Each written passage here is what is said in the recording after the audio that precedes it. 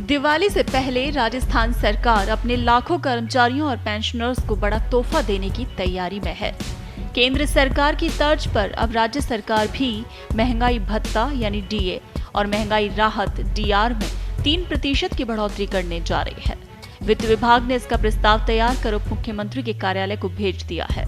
इसके साथ ही कर्मचारियों को बोनस देने पर भी विचार चल रहा है। केंद्र सरकार ने अभी 1 अक्टूबर 2025 से डीए-डीआर में 3% की वृद्धि की घोषणा की थी।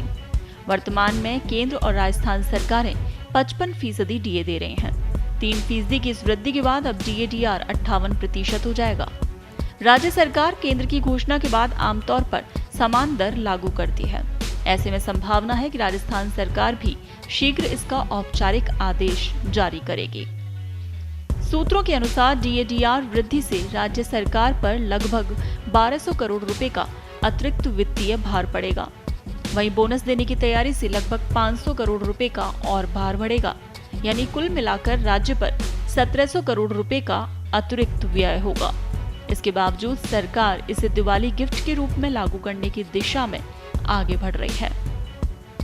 राजस्थान में परंपरा के अनुसार जुलाई, अगस्त और सितंबर माह के लिए बढ़ा हुआ डीए कर्मचारियों के जीपीएफ या समकक्ष खाते में जमा किया जाएगा। इसके बाद आगामी महीनों में वेतन के साथ नया डीए मिलेगा।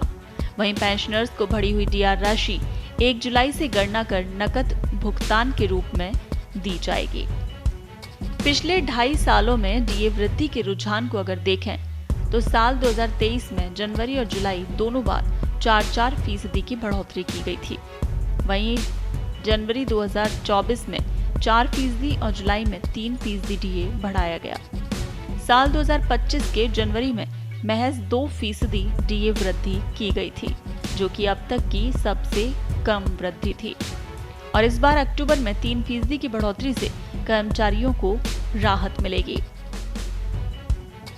डीए-डीआर वृद्धि और बोनस की खबर से राज्य कर्मचारियों में उत्साह है। वित्त विभाग ने प्रस्ताव तैयार कर लिया है और इसे जल्द कैबिनेट की मंजूरी मिलने की संभावना है और मंजूरी मिलने के बाद आदेश जारी कर दिया जाएगा।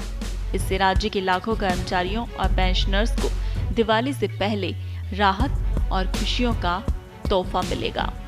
तो दिवाली से पहले ही राजस्थान सरकार अपने लाखों कर्मचारियों को ये बड़ा तोहफा देने की तैयारी कर रही है, यानी डीए और डीआर में 3% की बढ़ोतरी की तैयारी की जा रही है। वित्त विभाग ने इसका प्रस्ताव तैयार करके उप मुख्यमंत्री वित्त का कार्यालय को भेज दिया है। साथ ही आपको बता दें कि बोनस देने पर भी विचार चल रहा है। देश दुनिया की ताजा खबरें और वीडियोस के लिए अभी डाउनलोड करें पत्रिका ऐप।